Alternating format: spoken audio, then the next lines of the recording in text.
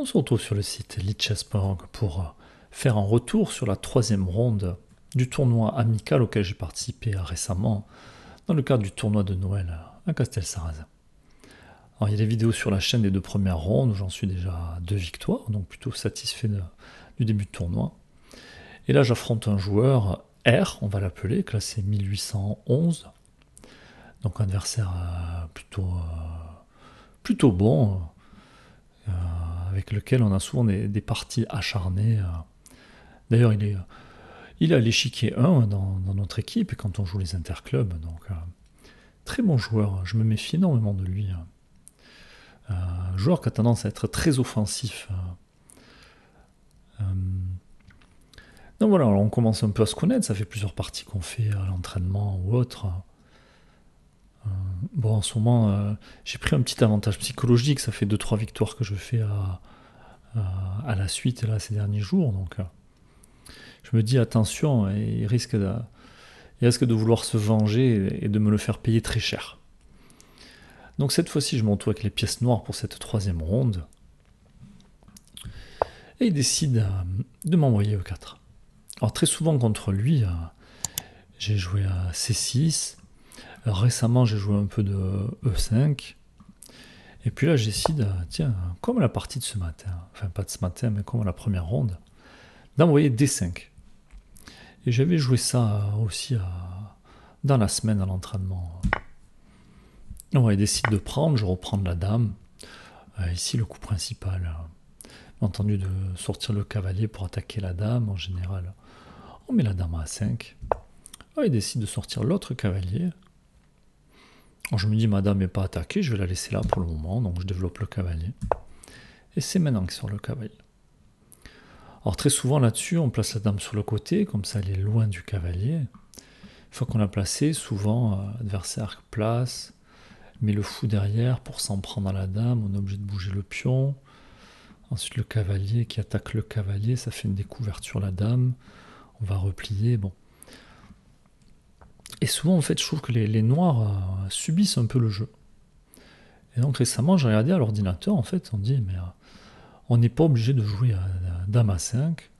On peut jouer aussi à tout simplement dame D6, dame D8. Et donc ces trois coups, c'est avantage blanc à 0,5 ou 0,6. Donc le meilleur c'est dame à 5, mais de très très peu. Et d'ailleurs des fois on leur dit qu'ils préfèrent jouer à dame D6. Donc du coup je me dis mais tiens je vais jouer à dame D8. Comme ça j'ai plus de soucis avec la dame qui se fait attaquer. J'ai pas touché à mon pion C. Je peux sortir mon fou, je peux choisir où je veux mettre mon cavalier. Alors j'ai un petit retard de développement, mais bon je me dis après tout ça se joue. Puis peut-être l'adversaire a moins l'habitude de voir ce coup-là. Développe le fou. Alors, du coup, j'hésite à jouer à fou G4.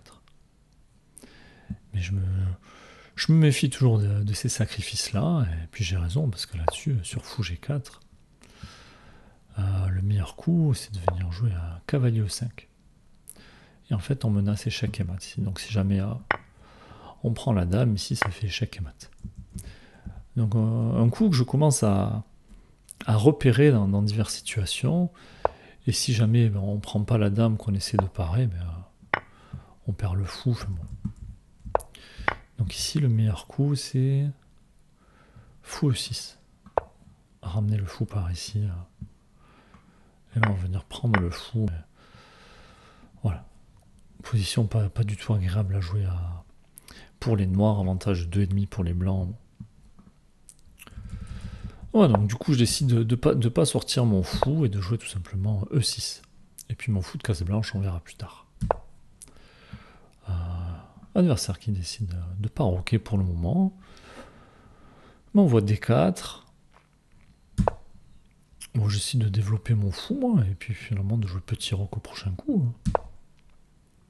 Développe son fou. Et puis là, j'ai un temps d'hésitation. Je me dis, est-ce que je dois roquer maintenant ou pas? Est-ce que je dois sortir mon cavalier? Mais est-ce que je risque pas de prendre D5? Est-ce que je peux pas jouer tout simplement cavalier BD7, venir ensuite en B6, m'en prendre à ce fou, peut-être replacer le cavalier un peu mieux. Donc j'essaie de développer le cavalier. Un ordinateur qui n'aime pas trop ce coup, qui préférait petit roc. Adversaire qui me joue Dame 2. Commence à se montrer agressif, ça y est. Je me dis, mais il va peut-être faire petit roc, il va partir pour grand roc. Bon, je me dis, ma dame, elle manque un peu d'espace, mon fou aussi. Je vais gagner un temps sur le fou de case blanche. Puis je sais que ce joueur, il n'aime pas laisser sa paire de fous. Donc si j'attaque son fou, même s'il est protégé, je sais qu'il va avoir tendance à le replacer. Mais vu que ses pions n'ont pas avancé, il va perdre du temps à le replacer. Parce qu'après, je peux menacer Enfin, menacer ce main en haut, mais il va peut-être devoir jouer à 3 pour cacher son fou. Mais son fou, avant qu'il vienne par ici, il faudra qu'il touche à son pion C, il faudra qu'il ait bougé le cavalier. Bon, ça manque pas, il recule le fou. Et puis je décide de lui interdire cette case, même si elle est protégée. Et donc j'essaie de jouer à C6. Ça empêche le pion D d'avancer aussi. Et j'attends de voir ce qu'il fait. Et là, il joue grand roc. On m'a dit, est-ce qu'il n'a pas envie d'avancer le pion quand même? Moi, je dis, mais puis il joue grand roc, je vais commencer à envoyer les pions, et puis je me lasse d'enfermer son fou. Je vais le forcer à réagir, puis mener la crime flébélès, il peut avoir des idées de sacrifice. Allez, je continue à en prendre à son fou, il le recule. Je me dis, bon, il faut peut-être que je replace mon cavalier pour envoyer le pion B, lancer l'attaque. Et je roque toujours pas, parce que je me dis, la dame pour le moment elle peut pas venir, il n'y a pas de cavalier pour me mettre échec. Le fou, il peut plus venir par là pour m'embêter, donc je me dis, je suis pas pressé de roquer. Bon, premier coup, top coup de l'ordinateur, c'est de jouer petit roc ici, avec les noirs. Mais moi, j'essaie de centraliser mon cavalier, et puis de préparer tout simplement la poussée du pion B. Il décide de prendre. J'hésite un moment entre reprendre un pion ou de l'autre. Moi, je me dis, attention, ici, l'ordinateur qui dit de reprendre du pion E. Mais je me dis, mais on rentre pas dans les complications ensuite, là. Comment on fait pour roquer? Bon, moi, je préfère reprendre du cavalier. Je gagne un temps sur le fou. Il replie son fou. Et là, je décide de continuer d'avancer les pions à l'aile dame. Puisque c'est là où il a placé son roi. Et là, il m'envoie C4. Alors, j'ai dit, c'est un joueur qui aime bien être à l'offensive, agressif. Alors, lui, mais ça, c'est un coup qui m'embête. Je me dis, si je prends, il va sûrement reprendre de la dame. Ensuite, il va attaquer mon pion.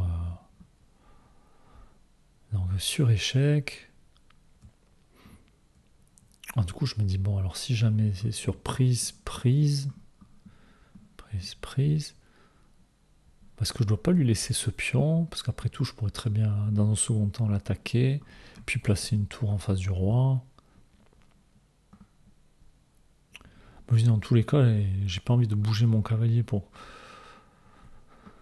Je pense pas que s'il prend, ça va lui ouvrir son fou.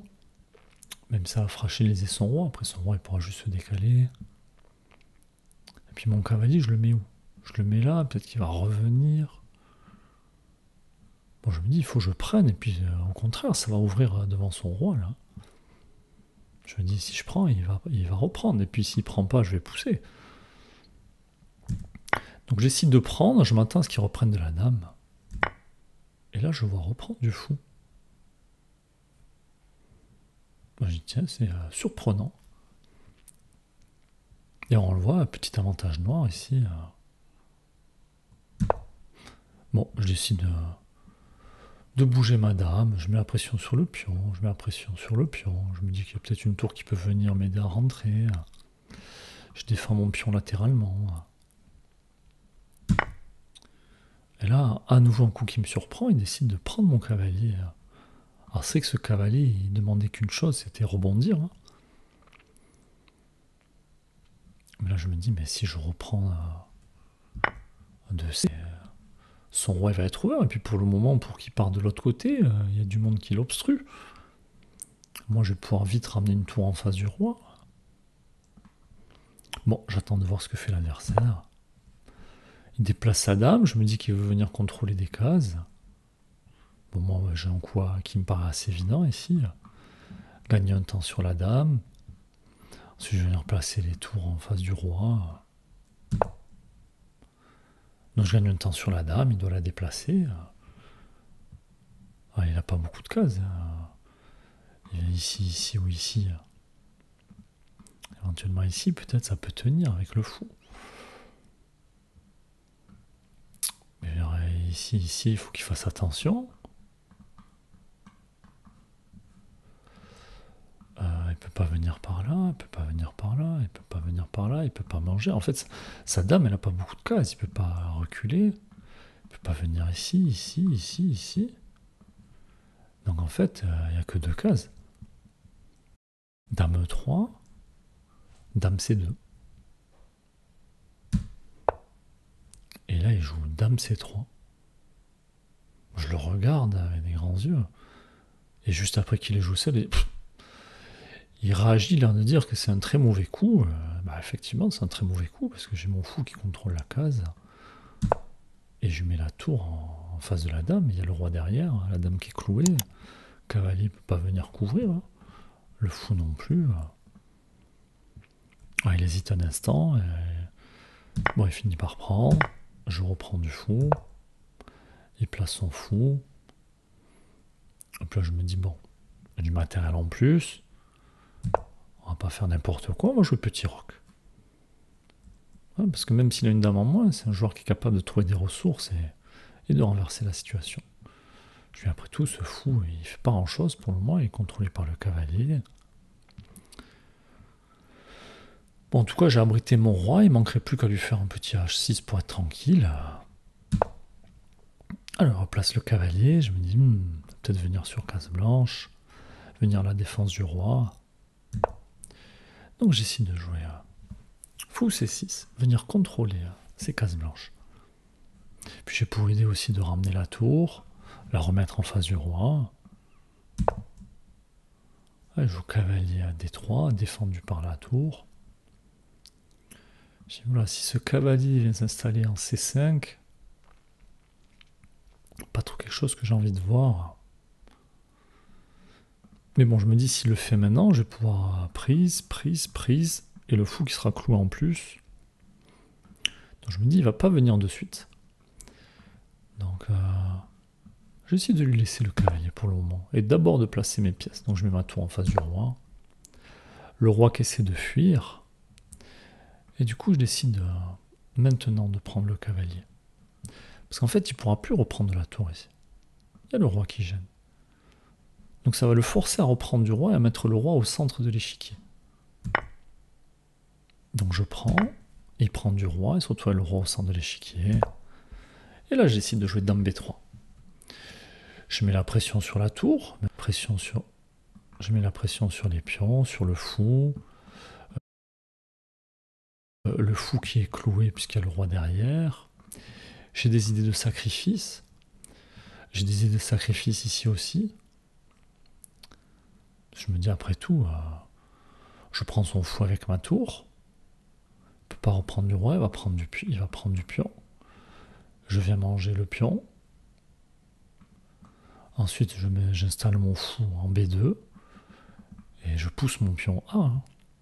Donc là, je prends un petit moment, puisque j'hésite à venir prendre le fou avec la tour. Mais bon, c'est à lui de jouer. Il met la tour en face de la mienne. Je me dis, attention, là, ça sent pas bon. Il pourrait avoir des idées de mat du couloir. Donc je me dis, c'est peut-être le moment de jouer un petit H6. Puis l'adversaire a plus de fou de case blanche, donc je pourrais m'enfuir facilement. Je me dis, à tout moment, si ce fou bouge, j'échangerai une paire de tours. L'adversaire qui prend des initiatives. Je décide de replier la dame pour m'en prendre à ce pion F4. En même temps, je défends ma tour. J'ai toujours un œil sur le pion B. Et l'adversaire qui joue G3. Alors je me dis, bon, là le jeu est fermé avec tous ces pions. Est-ce que je dois pas essayer d'ouvrir le jeu?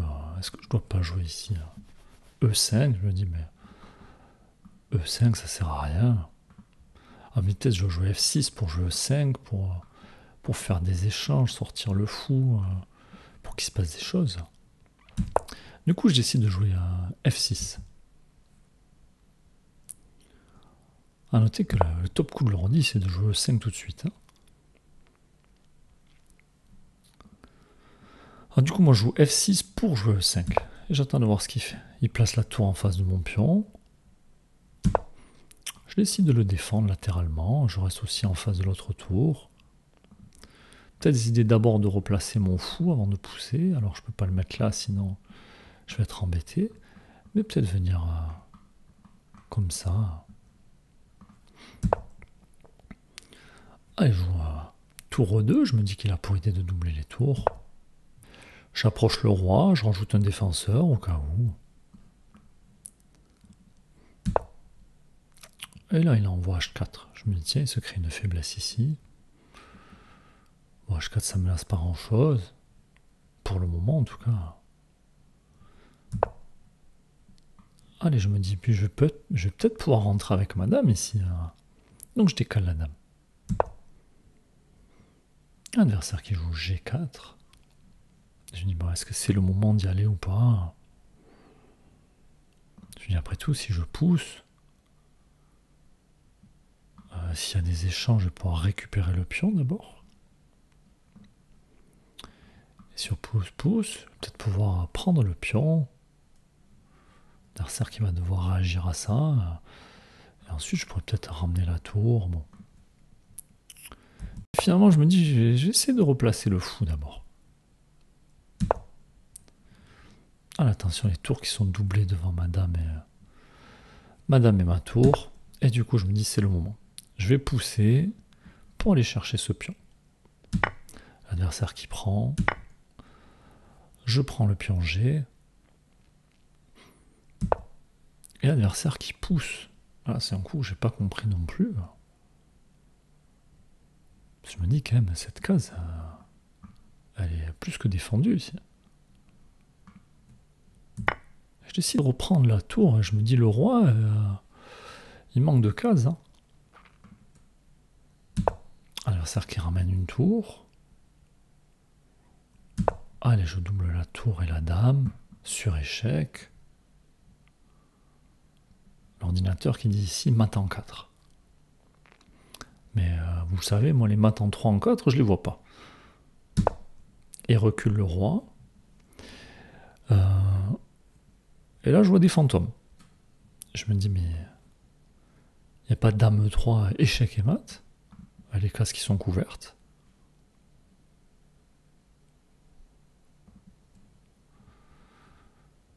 Et puis on commence à manquer de temps à la pendule, on a moins d'une minute. Donc je décide d'arrêter de noter les coups. Donc ici mes prises de notes s'arrêtent là. Mais je me souviens que on est la dernière partie en cours. Tous les autres joueurs sont autour de notre table en train de regarder. Ils sont peut-être aussi surpris que je domine l'adversaire du jour. Et ici, on se dit, mais tiens, échec, déjà on gagne la tour. Ensuite, on va faire échec, un roi qui va choisir une case, on gagne la tour. Et ensuite, l'adversaire sera obligé de couvrir du fou. On va venir chercher, enfin bon, ça va faire mat très rapidement ça. Échec, le roi, peu importe, le roi de son n'a pas le choix. Roi C1, échec, fou D2, et puis si on congèle la tour, le roi pourra. Mais dame, échec et mat. Enfin, un mat qui est relativement facile à trouver dans cette position. Et moi, je me dis, mais tiens, mince. Dame 3, c'est échec et mat.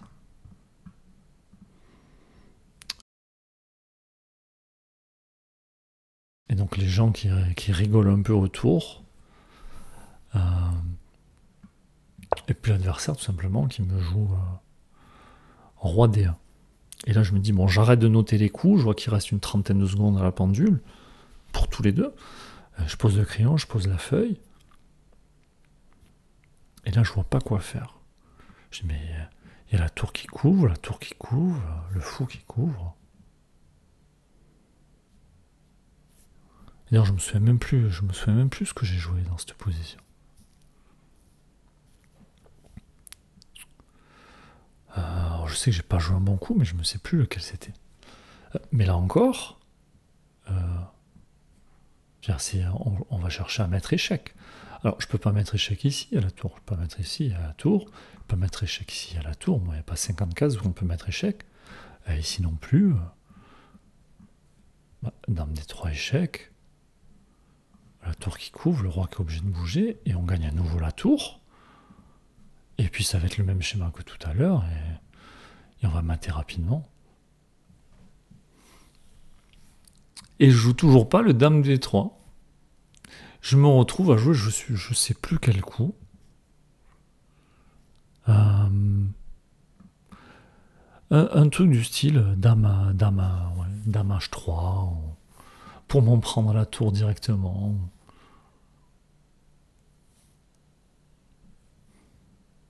Je sais plus exactement ce que je joue. Je joue un dame H3, puis finalement l'adversaire qui met la tour devant, j'échange les tours. Et au final, je me retrouve par récupérer le pion, échanger le matériel. Donc il y a le fou qui tombe, la tour qui tombe, le pion qui tombe, et puis à la fin, l'adversaire se retrouve avec une tour, moi la dame, et par contre j'ai un fourgon entier de pions passés. Donc du coup, je finis par sacrifier ma dame pour la tour, et je commence à pousser les pions. Et là, on se met à blitzer les coups, on joue avec les 3 secondes de rajout. Enfin voilà, il manque forcément la fin de la partie. Donc une partie que j'aurais pu finir assez sobrement, joliment. Finalement, je me retrouve à rentrer dans les complications, en jouant avec des secondes à la pendule. Tout ça parce qu'en 1 minute, dans cette position-là, j'ai pas été capable de voir le mat en 4. Alors des fois, des mats en 4 qui sont difficiles à trouver, mais celui-là, bah quand même, c'est le premier coup qu'on regarde, je pense, ici. Ça paraît tellement évident de le voir là. Échec, le roi qui a qu'une seule case. Échec, le roi qui a pas de case de fuite, c'est obligé de couvrir et mat. Genre, ça paraît tellement évident. Ben, c'est encore raté pour moi. Alors c'est pas très grave, puisque cette partie, je finis par la gagner. L'adversaire qui abandonnera juste avant que j'arrive à faire une nouvelle dame avec mes pions passés. Mais bon, j'aurais pu tomber autant là, en blitzant les derniers coups, alors que j'avais 1 minute pour finir la partie, quoi.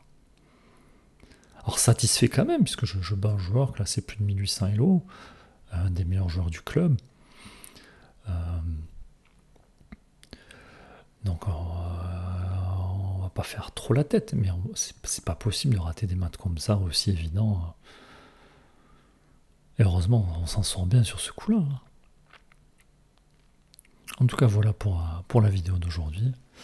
Quoi qu'on peut prendre un petit moment pour demander à l'ordinateur ce qu'il a pensé de la partie. Alors jusqu'à ce moment-là, juste avant le matin en 4 raté, puisqu'après j'ai pas noté les coups, puis je me souviens plus trop de l'ordre des coups, on a joué à 95% de précision. Donc plutôt une bonne partie de notre part. Et l'adversaire qui a quand même fait 2 gaffes, dont une énorme, où il nous offre la dame. Même s'il gagne la dame pour la tour, il gagne la tour pour la dame. Mais bon, 95% de précision, c'est plutôt pas mal, surtout face à un tel joueur classé plus de 1800 Elo. L'ordinateur qui dit qu'on n'a pas grand chose à modifier sur notre partie. C'est surtout parce qu'il n'a pas vu la fin de la partie. Alors, erreur chez les blancs.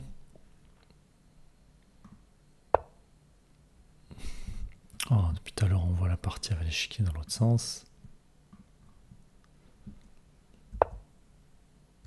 Oui, j'en ai parlé un peu après la partie. Je comprends pas que tu envoyé le pion qui était devant le roi. J'ai pas compris que tu viennes pas placer ton cavalier sur certaines cases. Donc là, mine de rien, il y a un petit avantage blanc. Et C4, avantage noir.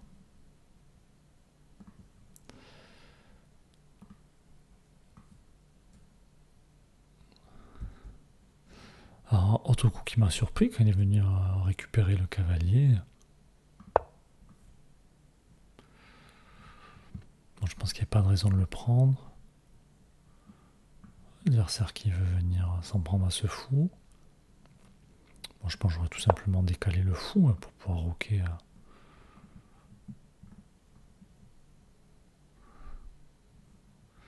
Et donc ici, oui, j'aimerais bien savoir ce que conseille l'ordi ici. Donc forcément de ne pas donner la dame comme ça a été le cas dans la partie. Et de bien venir là, parce que cette fois-ci, si on est avec la tour, l'adversaire a le temps de courir du fou. Bon, après là, l'avantage qui est moins 2,7, donc gros avantage noir ici, puisque là pour le coup on va roquer rapidement, ramener une tour, doubler les tours, peut-être venir là même avec le... Ouais, une fois qu'on a mis la tour là, il faut se méfier.